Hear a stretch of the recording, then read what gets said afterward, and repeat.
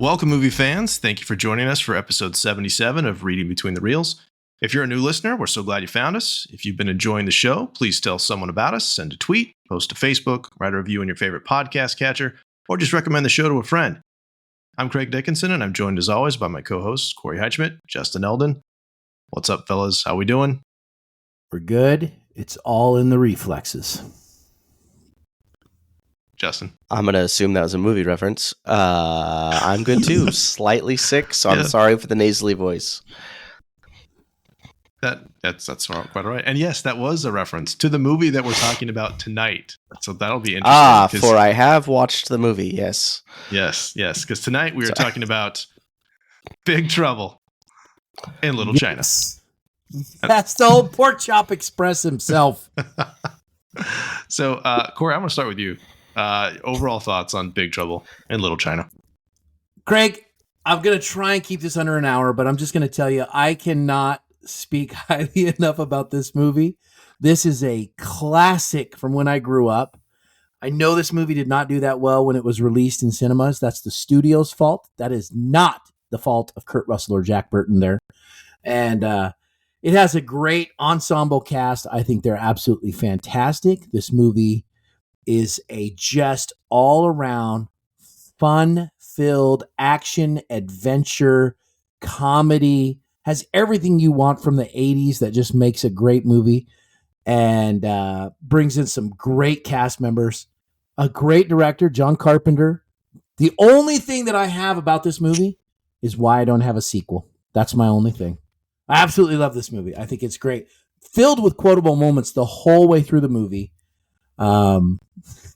It's a cult classic. It's one of those movies I think people our age, Justin, I know you don't get this one yet, but it's people our age watch this movie, loved it, especially later. They're like, this is the kind of movie you can pop on and you can jump in and out of while you're doing something, and you're just going to jump in for 10 minutes because you can't turn away, and it's going to have some quotes that you just need. So I think it's a great movie. I absolutely love it. Now, this is the movie that we made Justin watch this summer. Yes. Literally made me watch. Yes. So what are your thoughts, Justin, as a newcomer to Big Trouble in Little China? I can give a definite with 100% certainty. I'll give it a big. I'm so crushed. I know, Corey. I'm so sorry. I'm sorry to do that to you. I need to let before all the people hate me, I just need to let everyone know that I did not watch this movie when I was younger. I did not see this movie till I was nearly a man. Last summer, during the summer. Sorry, Batman quote there. Yeah, if you take out all the nostalgic factors that I'm sure you guys have feeding into it, I don't get it. I put so much stock in Craig's movie recommendations, and he was talking up this movie like there was no tomorrow, and then I watched it and I'm like, what is this? What is happening? What's going on? Here's what it is.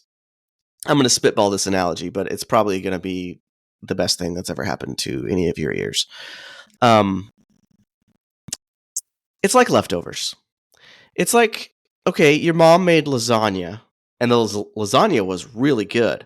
And then the next day she makes beef stew. Beef stew was pretty good. Next day she makes like chicken and rice. All great meals. But then like the weekend rolls around and mom doesn't want to make dinner anymore, and it's leftover night, right? She pulls out the lasagna, the beef stew, the chicken and rice, and puts it all on the table, and you just have to like kind of pick and choose. They're all good individually, but you put it all together and it's like, it's not a meal, and it's kind of like past its prime. That was this movie. I feel like they couldn't decide, is it a comedy? Is it an action? Is it a love story? Is it are they trying to be cringy, or is it just bad writing? I don't know. I don't think anyone knows.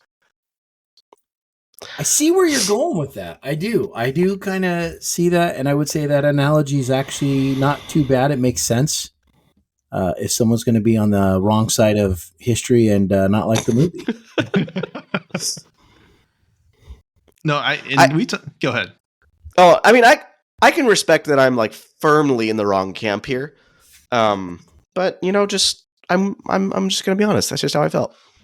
That being said, I thoroughly enjoyed watching this movie that I did not enjoy very much. Oh, okay. I don't know what that means, but that's how I felt. We're gonna find out what that means. I firmly believe that all of it was intentional. It is a very unique movie. Although, like, one of the things that I love about this movie is that Thor Ragnarok, Taika Waititi is on record as saying like that this movie was one of the inspirations for that, which makes a lot of sense. That you've kind of have this action comedy that's just kind of stuff out of left field. But even still, like the combination of like you mentioned, action, adventure, romance, horror, tongue in cheek, just stupidity, but also like on purpose.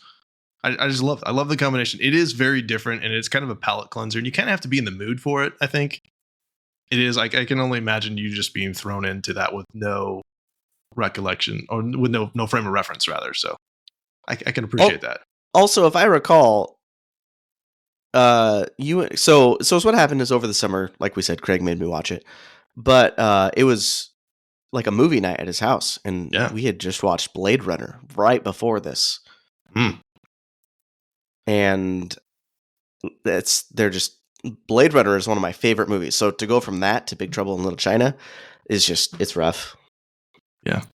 See, and I think I'm going to have that opposite view, Justin. I think I'm going to go from Big Trouble Little China, which I love so much, to Blade Runner, which I'm going to be honest, confession time. I have not made it through one viewing of that show without falling asleep at some point I think the 3 or 4 times I've tried to watch that show in the last 10 years.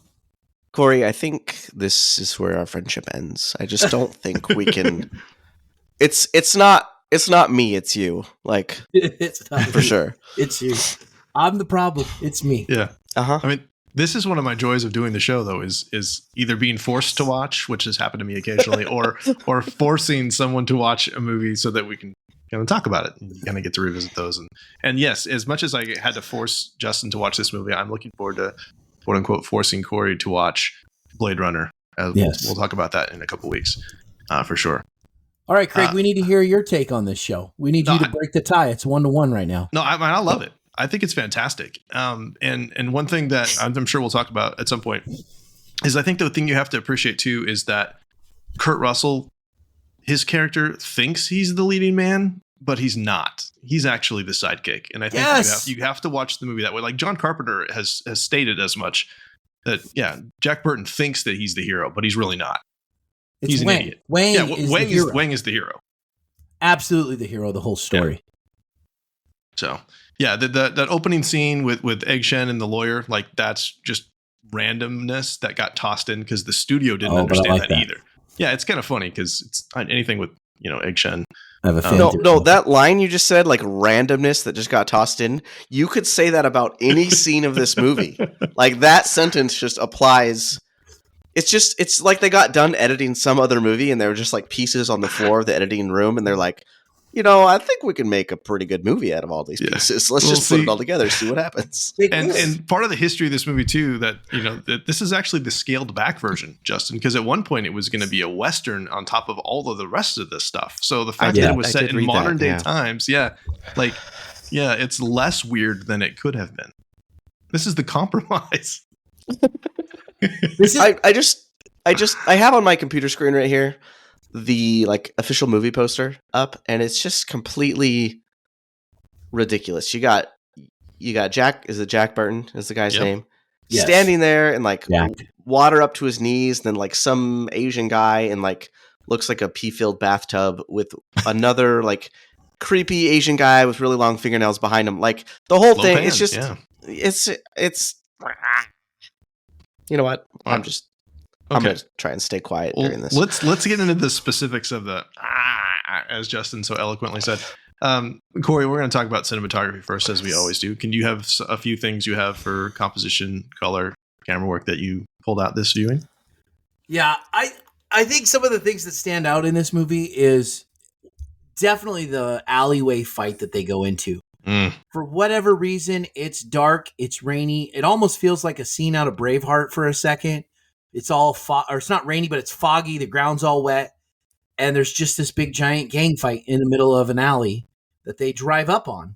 And to go with Justin, it is random. The guy comes out with 2 6-shooters. They start firing away. They have like some AK-47s firing away at everything. Jack and Wang are in the truck watching, and typical 80s, there's not a bullet hole anywhere. And a couple guys just got shot up right in front of them. And then, okay, we're going to go down to pitchforks, clubs, and straight street fighting.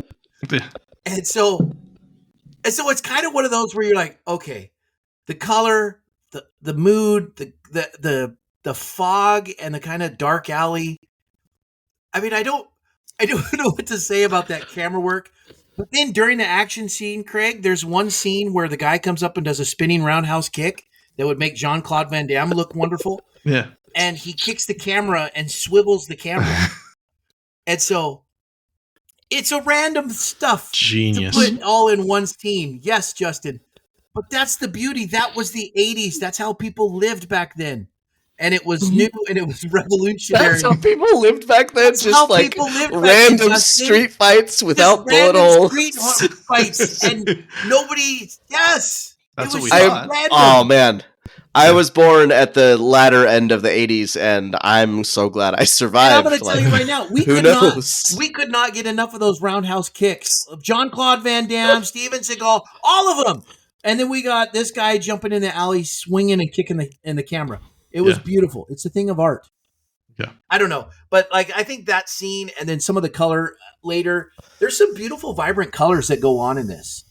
And I added some neon green on a skull later, sure. Which, I mean, when you think of old, ancient Chinese mystical magic, you definitely think of neon lights on a skull. And you guys in what seems to be a shopping mall, like a mall from, and he descends in royalty robes while coming down an escalator. Yes, that's the kind of thing you would expect to see in that kind of mythical environment. As one does. Yeah. And so, but the color of the composition, I think they definitely fill the 80s buck of just having a good time in a classic. I don't even know what genre to put this in, but it's just every genre. It defies touches genre. every one of those genres. Yeah. How did it touch you, Justin? Just deciding if I want to vomit right now. No, I wish I liked this movie more because I really like 80s movies. Like, they are my favorite time period, I guess, of movies. I think that time right before CGI was used is just magical. Like, practical effects got so good. And there was a lot of focus on like big elaborate sets, which I think this movie has. And we've kind of talked about this before, but I like how the sets feel. They feel like lived and used in and kind of grungy, and this fits that the same. I want you two to think about this movie, like take off your nostalgia glasses and think about this movie in that aspect. And it's just a mess. It's a mess of a movie. I want to like it. I really do, but I can't. Oh, yeah. I can't. No, but it has its elements. Jack Burton, he is. It's like he wants to be Han Solo, or he wants to be the Han Solo that Han Solo thinks he is, I guess. But he's just not that person, and I like that. That's really great. But there's just so many things. Like, something happens, and you're like, oh, okay, I can live with that. They'll explain that later, certainly, and then they never do, and they never revisit it, and it's just, I just can't do it. I can't do it. Okay. So, any camera work that you noticed that you thought was interesting?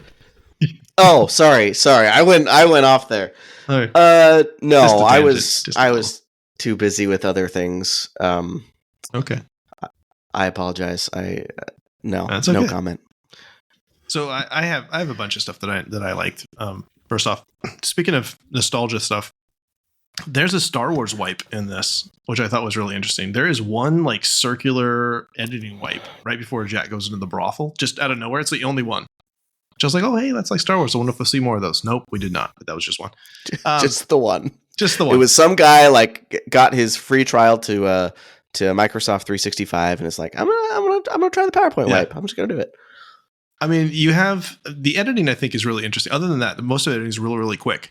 It's by a couple of guys. You get Steve Merkovich, who did Con Air, which makes sense. Mark Warner, who did Rocky 3, 48 Hours, Weird Science, The Running Man, was also nominated for Driving Miss Daisy. So you've got some high quality behind the scenes guys in this. In addition to John Carpenter, I think John Carpenter is kind of an acquired taste anyway. He's just a little off, but I think that's you either like him or you don't. But the cinematographer too, Dean Cundy, who's worked with Carpenter a lot, did the first 3 Halloween movies. He did Escape from New York, The Thing. He did the Back to the Future trilogy also, and he was nominated for Best Cinematographer for Who Framed Roger Rabbit. He also did Jurassic Park. So you have some really good behind the scenes talent.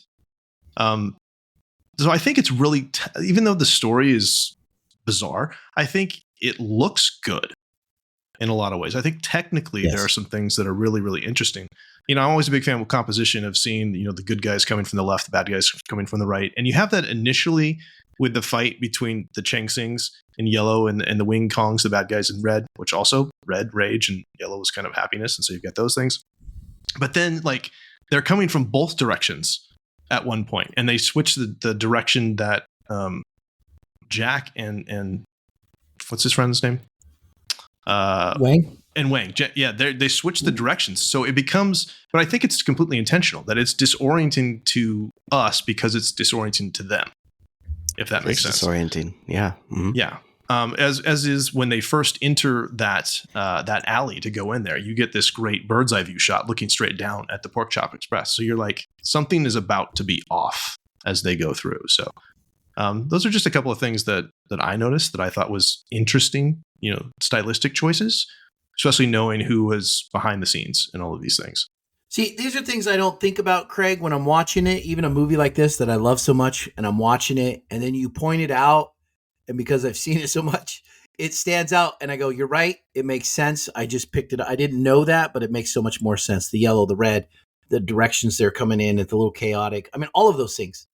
It fits together. There is some intentionality here that, and I think sometimes maybe that's what makes a movie, like, if Justin doesn't like that kind of a movie, but for other movies in the future, it's like sometimes when you know those things, it makes maybe a bad movie not so bad, or a movie that you're frustrated with be like, oh, well, there's a little bit of stuff here I just didn't like that take, you know, kind of thing, but to understand it more. Yeah, and that's what I'm hoping, that we encourage people to just watch intentionally, even if you're kind of forced, like Justin was, like as a hostage almost, to watch this movie. To still, are there redeeming things in this? Greg had my dog and would not release my dog until I watched this movie. In a sense, you were like Jack Burton. You were pulled into the story, Justin. You were pulled in. Yes. You had seen some very unreasonable things. You're a reasonable guy. Beautiful. Last thing I want to point out with this is back to the color. You guys mentioned the green already, with the green neon around the skull and stuff at the end. I thought it was interesting that most of the Lopan magic is green as well. What's that? Yes. Okay. So yeah, the green magic, like there's that magic cloud over the brothel and whatnot. And then when he's fighting Egg, and when they have that little like ring fight, which is like he's playing a video game, which is kind of entertaining. So he's trying, the green is evil, but it also, like, there's the green eyes of the women that he's trying to get as well. So there's kind of like, maybe he has to use the green to redeem the green in some way, or I'm not sure. But I don't think those are coincidences. No, not at all. So, all right, let's talk about sound. Corey, what about sound? What do you notice for effects, the soundtrack, vocal sounds, any of those things? Now I'm gonna shout out to John Carpenter, because I did not realize he does a lot of music and things on his own. He's not just a director; he's also well known for music. The thing that I would say about this, all of the songs and all of the music are just synthesizer beats and music and songs. The only one that I think is really catchy to me is the very opening monologue one with Jack on the Pork Chop Express. It's a cool, catchy theme. I would recognize it anywhere. There's no words. It's just music, and all of the music throughout the whole movie. And the only time I really noticed It's one of those things I just like, I always try and pay attention because I know you're going to ask this question, Craig, and then I forget. And then halfway through the movie, I'm like, oh yeah, pay attention to the music. And then at the end, the credits is the only time that I really heard words in songs. I mean, the rest of the time it was just these synthesizer beats, and that followed the action of the show.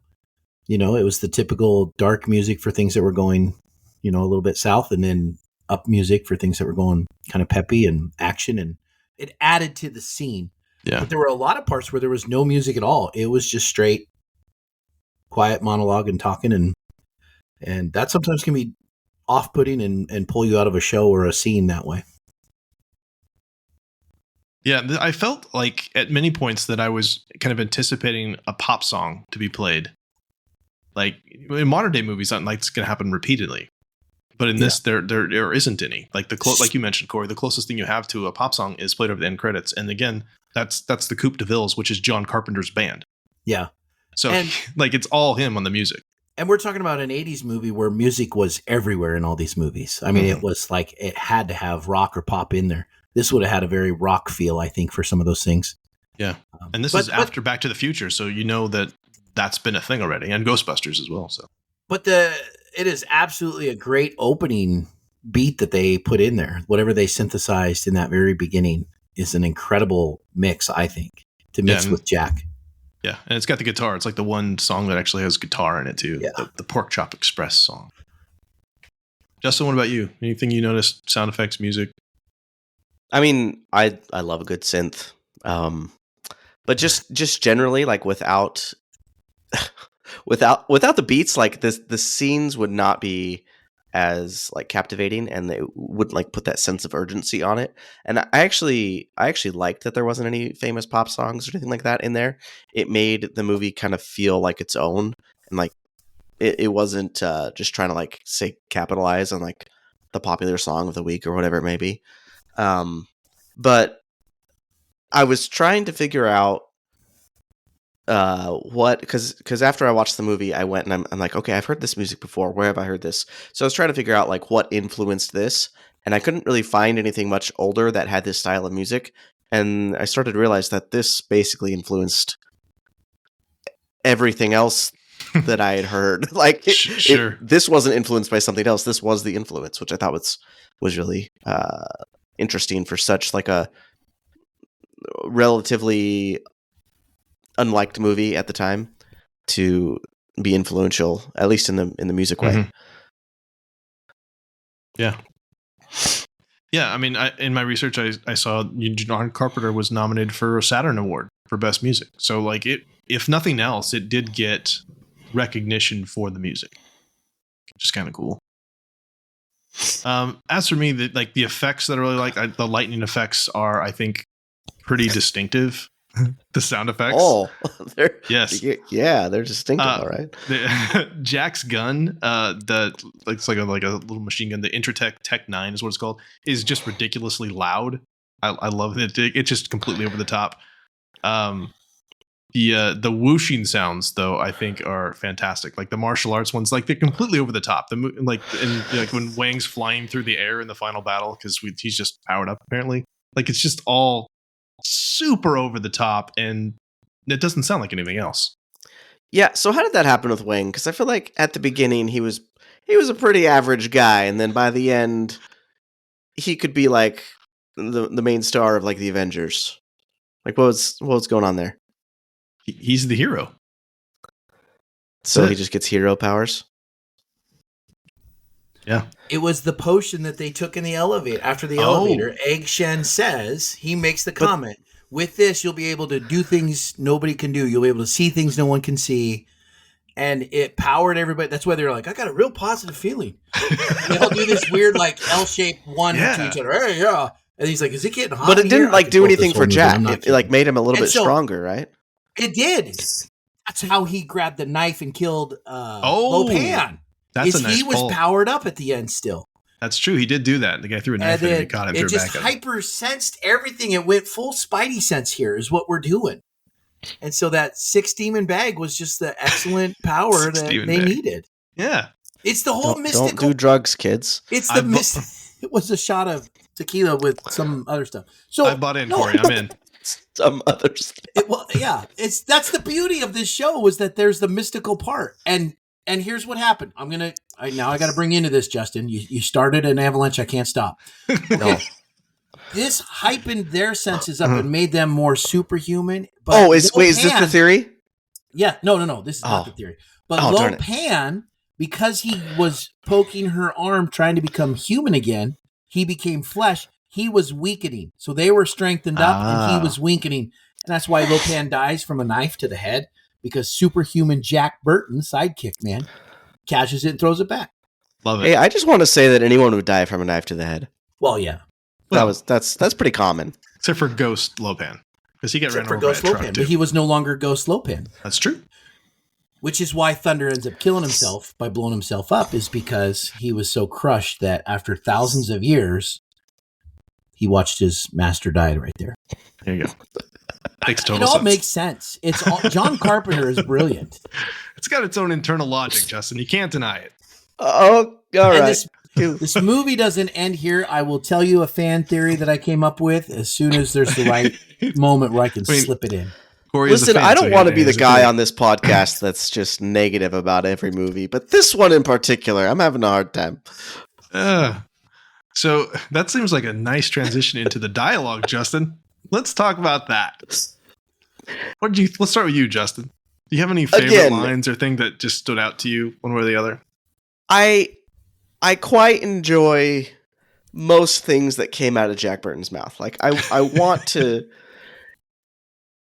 but I just don't know that he was intentionally trying to like be funny. Like I feel like they tried to make him cool and then he just wasn't cool. And they're like, well, what if we played it off as a joke?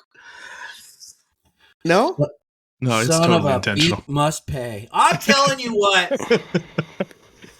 That's one of Jack Burton's lines, by the way. Yeah. Oh, no, it's totally intentional. His lines are the best because he's so over the top. And everybody else is wholly bought in and serious through this whole movie. Hey, Wang was serious the whole time. I had on the scale, we haven't talked about this in a while, but we have that scale of acting we talk about with static, dramatic, and melodramatic. And I pretty much had everybody on the melodramatic side. I mean, Kim Cattrall is way over the top. Don't worry, it's me, Gracie Law. One of my favorite lines, too, is Margot says, and this is like the worst line of dialogue ever, because most of it's just extremely chunky, clunky exposition, where she says, you mean the David Lopan that is chairman of the National Orient Bank and who owns the Wing Kong Import-Export Trading Company, but is so reclusive that no one's laid out on this guy for years? And it's like she has to take a breath in the middle because it's such a long, like they just like, we'll fix that later, and they never did. Yeah. It's like it dumped exposition. Like that is an exposition dump. It's a perfect example of that. And they're just like, we're just making this movie. We don't really care. What's it called? The Joker in Lego Batman did it, where they set it up. They set that up. Well, it's like foreshadowing, right? Foreshadowing. Well, yeah. Is there more? No, it's another thing. They did it on the plane. I can't remember where. It's that word where you basically tell a long, nonsensical thing, but it sets up the premise for the movie without having to go do a backstory. It's like exposition dump. Yeah. Yeah, that's exactly what it is. I guess that's something else. There's fancy. But I love it. So favorite line, I think Corey already said it, I believe. I'm a reasonable guy, but I've just experienced some very unreasonable things. And I feel like I want to use that line every year at the start of my school year. Yeah. When I'm like going over my class policies with students, like, listen, I'm a reasonable teacher. I've just seen some unreasonable things in the years of my teaching. Yep. Every single one of these rules that I've enacted is because someone was an idiot along the lines. I'm a reasonable guy. That's true. I think, so just to point out on the slide scale of acting, I think I look at it as, because I'm a huge fan, so from my take, Jack is this macho yet goofy sidekick. He's smart alecky, he's whimsy. He throws a lot of lines out there, very disrespectful to Lopan. Or check yourself into a psycho ward. Like he tells him, just flat out. He's all just seen some real weird things. And then Wang, though, here's what I love. In the 80s, Wang is the most heroic coolness person that you ever saw in this movie. Like you look at his acting level of what he did. I don't know that he did too many movies, but I loved that guy. He didn't, yeah. Ever through the 80s, I looked at him as he was the coolest. He was style, he was smooth, he was cool. And I could have seen this guy in, 4 or 5 other movies and would have gone to him because I thought he was so cool.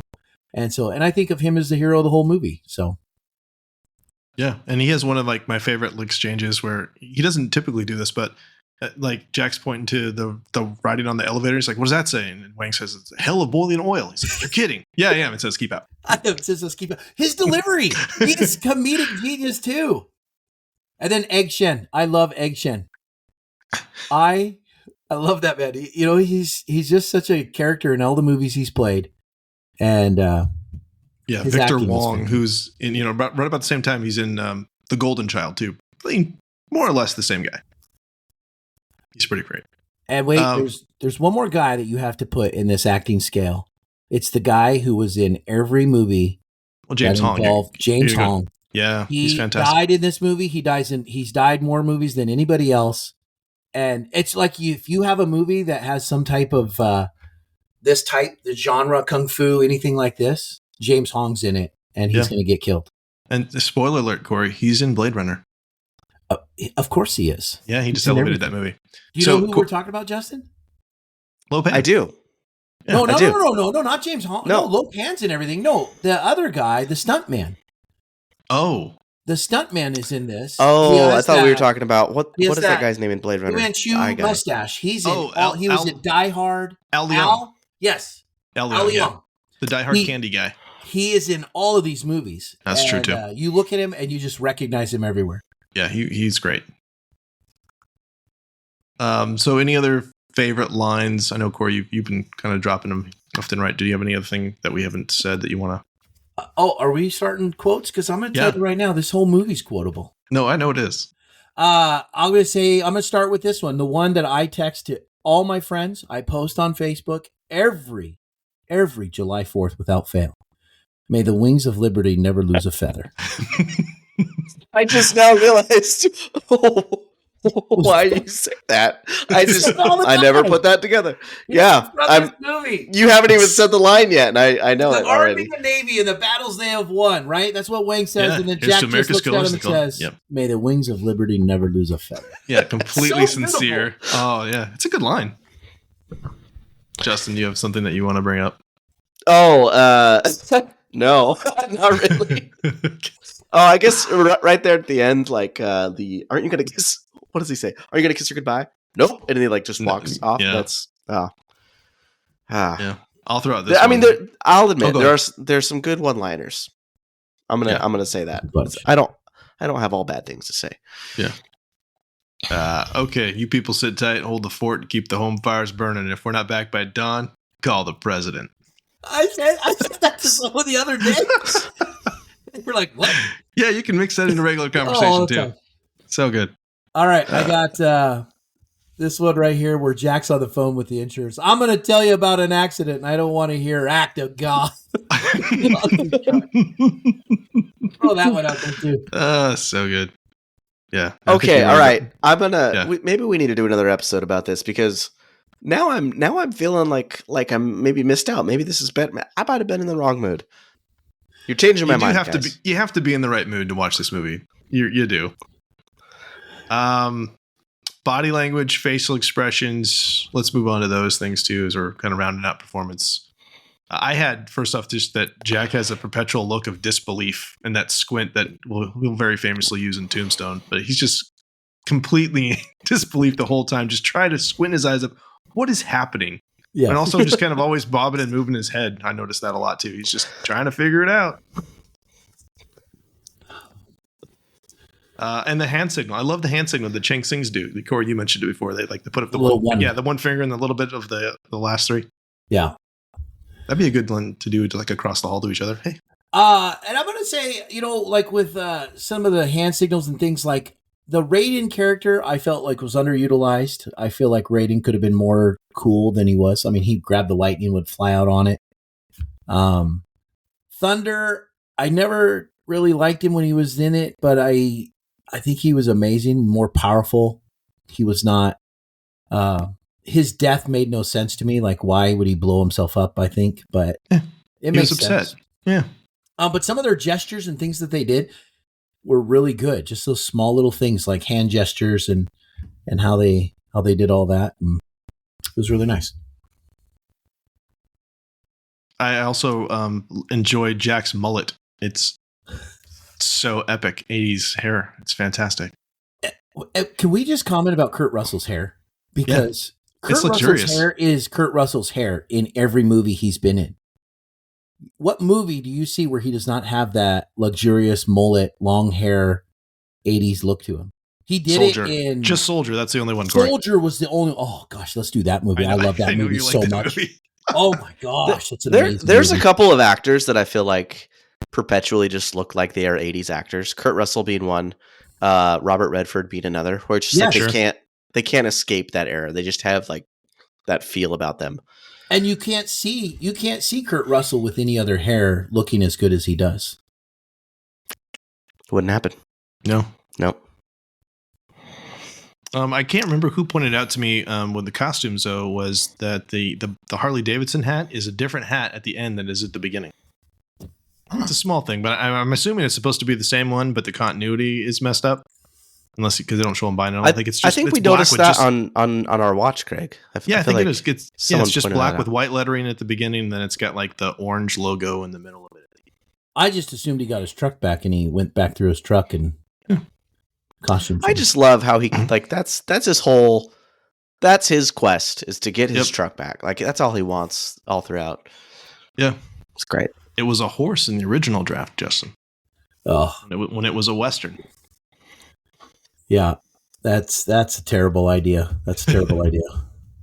Well, yeah, he has to have a reason to stick around in the Old West. I don't think they could pull off a remake because I think you would make fans like me upset if you like a Western remake, like a retelling. You know what? Let's just sci-fi it. Why not? Sci-fi it. I mean, they did that with Cowboys and Aliens, and how well did that work out? I liked that movie. Yeah. All right. Setting and design. You guys mentioned this earlier. I think it might have been Corey. That it's on sets. Like this is almost exclusively like built on back lots. Yeah. Which makes sense for what they're doing. But it's a massive set, and then all the underground stuff, and some of that stuff looks like it's roots growing out of the trees or out of the concrete and whatnot. It's really an impressive collection of sets, and really there's just two locations. I mean, you've got, other than the street, you got Wang's Restaurant, the Dragon of the Black Pool, which doesn't really sound like a place I'd want to eat at. No. And then the Wing Kong Import-Export Trading Company. Well, and the whole down, it's very seedy, underworld. The elevators go down, and you're supposed to see this underworld, almost the descending into the hell of these bad guys, these villains. So I know we're on sets and back lots, but it makes you feel like that's where everything took place below ground, where nobody knows this is taking place. Yeah. Justin, anything with set design, props, anything that you?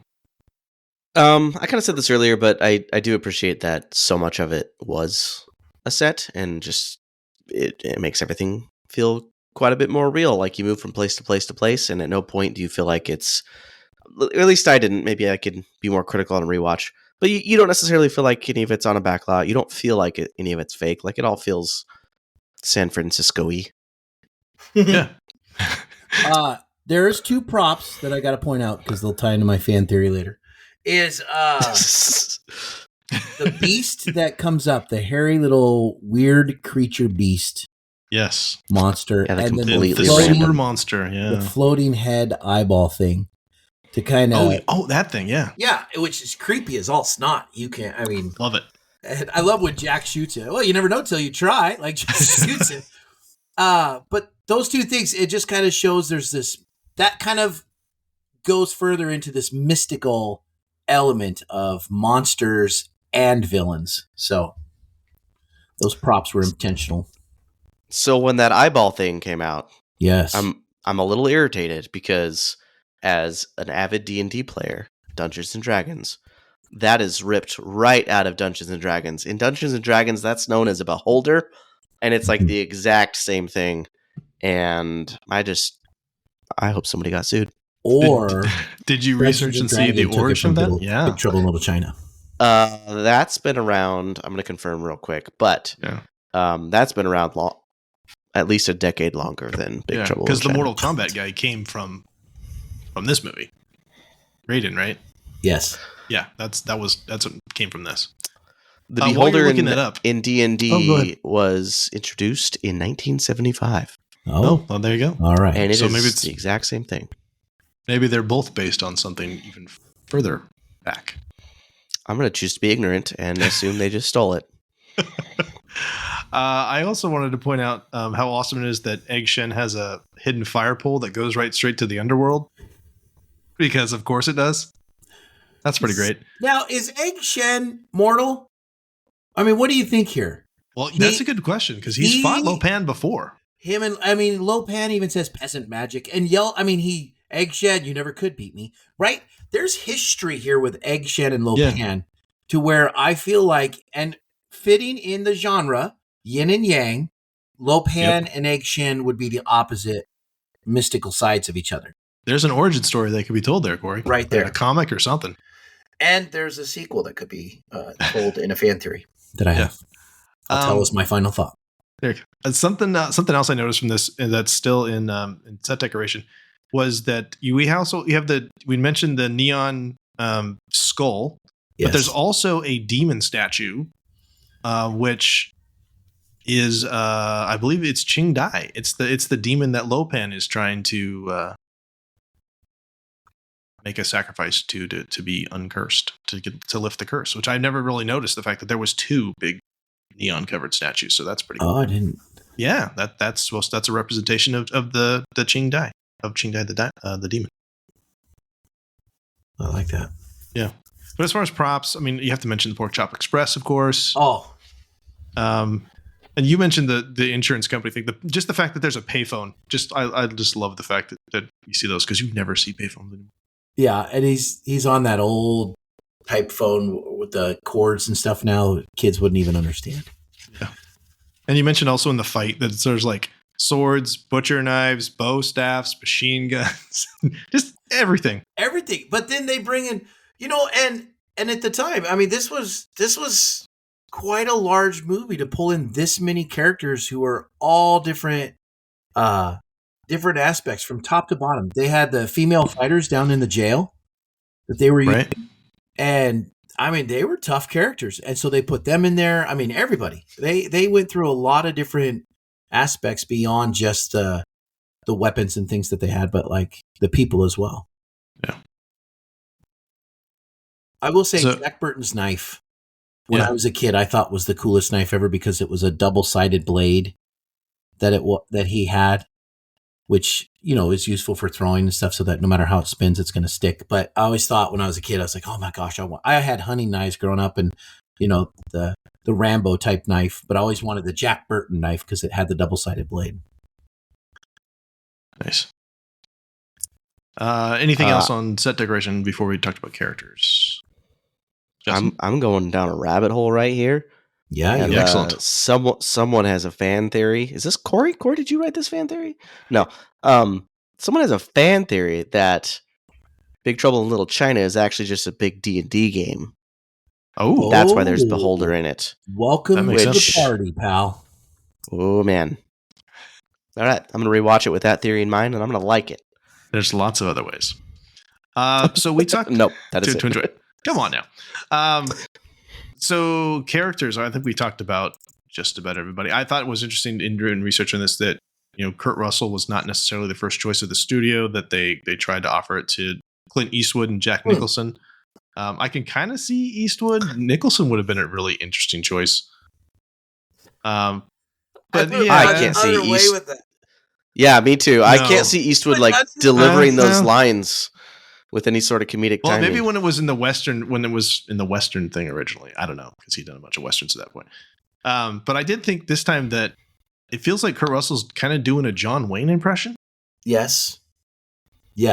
Again, sort of the very Western macho thing. But he's even kind of has the drawl where he talks like this a little bit.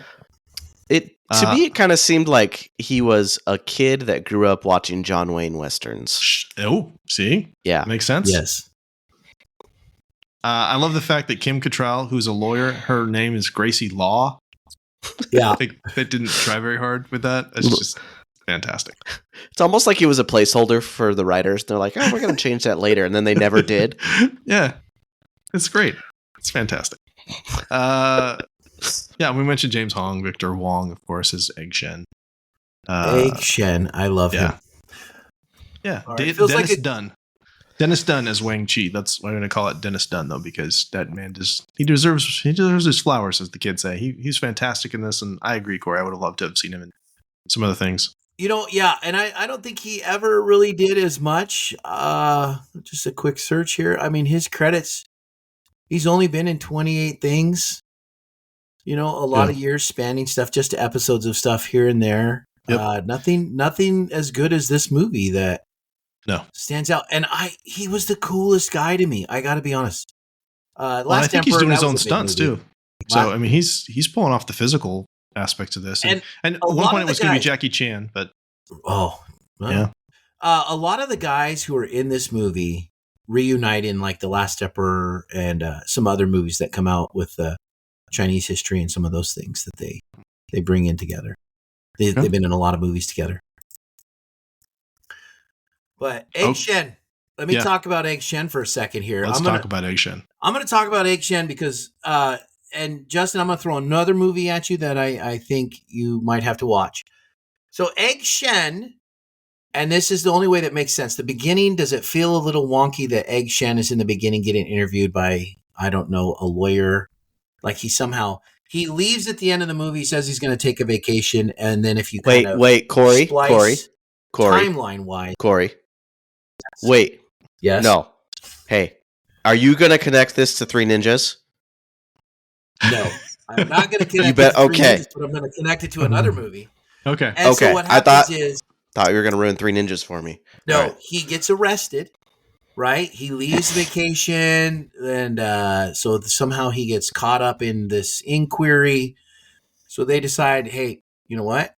We're going to revoke your visa or something. We're going to send you out. So he has to leave the country. He goes over to Nepal, where he is in a monastery, and then he is the same mystical character with those magical powers that he has in The Golden Child with Eddie Murphy.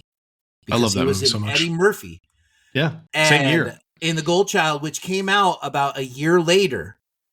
In The Golden Child, Eddie Murphy is a guy who's trying to save the chosen one, and he's kind of like a Jack Burton type hero. And Egg Shen is over there, but now he's going by the name of, where'd I go? Hold on. He's going by the name of the Old Goopa. And he has the same exact character, same exact type of physical dialogues, everything he does. And he has the mystical thing. He disappears and turns into a bird and flies off, which fits his genre that he is not immortal. He is immortal like Lo Pan. And Lo Pan also happens to be in The Golden Child as well. That's true. Impersonating a doctor. He's trying to, so it's kind of like a little Matrix here. You can't kill one and not the other, so they're both still around because they've been around for centuries. Brother. I don't know. Or it's Lo Pan just kind of resurrecting, coming back under his power. So I'm just telling you, it makes sense. It makes sense. He fits the character. So there's my fan theory. I think Eddie Murphy in The Golden Child is in the same universe as Jack Burton in Big Trouble in Little China. There you go. Justin's stunned at that amazingness. Have you seen The Golden Child? Having not seen The Golden Child, but vaguely aware of it. It's very much similar type of Western man thrown into the mystical world of some of these ancient magic and mystics, and being a little smart alecky doing what he does to save the day. Same story. Came out around the same time too, right?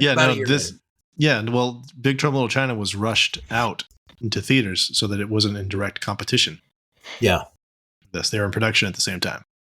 Now, my third extension of that theory is that Egg Shen loses his powers. There's more. And gets exiled to the world of Perfection, Nevada, and is in Tremors, where he dies from a monster that was from the mystical world that comes to finally kill him. There you go. There you go. Okay. 3 movies. This is a trilogy. With Egg Shen.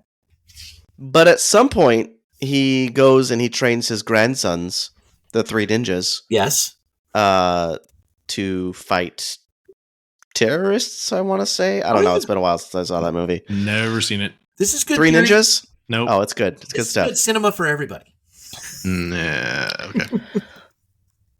Okay, so Hero's Journey. Moving on. Craig doesn't allow the nonsense. He's like, no, we're done. I think we've reached our nonsense quotient for this part of the hour. Hero's Journey, I said it really doesn't have one because, again, Jack Burton, who's the quote-unquote hero, is not. He's an idiot, and the actual hero is Wang Chi. Yes. I don't think Jack Burton really has much character development either. Like by the end, he's kind of the same guy. He's exactly like that's why he's talking smack on the CB at the beginning and at the end, and completely oblivious to the fact that the sewer monster's behind him. Oh yeah, yeah. He is what they like to call in the trade a static character. Mm. There you go, kids. But Wang Chi grows throughout the show. Sure. Well, yeah, that's true because Wang's the hero. Yes, he's a dynamic character, kids. Very dynamic. There you go. Stop trying to teach things, Craig. Gosh, give it a rest. We talked about world building a lot. I love the fact that there is this really dense mythology. It's ripe for, again, a comic book, something. You could totally, an animated series. There could be a way that you could easily branch off of this, prequels, sequels, what have you. And I really was thinking, if this had been a hit, there absolutely would have been room for sequels if they wanted to. But yes. Yeah. Fact that I think you could even do one now. I think there's enough of a cult following that you could do a extension somehow. Kurt Russell's the right age to bring in a new character, pass the torch, but have him there as a knighting for the next one. I mean, Dwayne Johnson was interested in doing a remake or a sequel. It kind of varied depending on what point he was talking about doing that. Yeah. So. I think we need to start a little justice for Wang Chi movement, because I'm looking at the movie poster here again. I don't even think he's on the front. Really? Let me look. I got the poster. You're right. Yeah, the official one, the one that's on IMDb. I'm looking right now too. I got a lot of the guys down there. I don't see Wang Chi. I mean, there's a lot of people in the background, but he's definitely not featured. No, it's Gracie Law and Jack. Is that him? He with is the flying Chewbacca kick? Of this. Yeah. Well, it'll be on our show art as well, but I don't think unless that's him doing that flying kick over Kurt Russell's knee. Yeah, he's not getting love either way. If I have to strain to look for him, he's not getting any love. Yeah, and that's unfair. Okay. I mean, the Golden Gate Bridge gets more of a prominent spot than he does. Yeah. Yeah. Justice for Wang Chi. Justice for Wang Chi. Let's start the hashtag. All right. Final thoughts. Justin, I'm going to start with you.